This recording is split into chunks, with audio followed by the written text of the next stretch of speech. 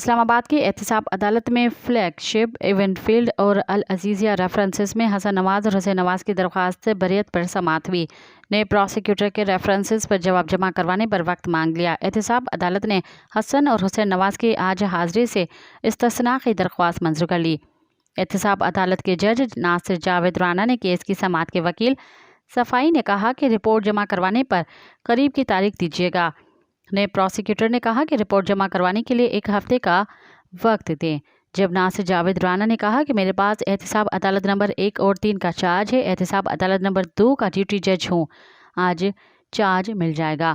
ایک ریفرنس احتساب عدالت نمبر 2 میں زیر سماعت ہے۔ جج ناصر جاوید رانا کا کہنا تھا کہ میں نے ایک ریفرنس کے بطور ڈیوٹی جج سماعت کی تھی۔ مزید خبرن ऐं तफ़सीलात लाइ विज़िट कयो असांजी वेबसाइट www.awamiNewsHD.com ऐं ॾिसंदा रहो अवामी न्यूज़ HD।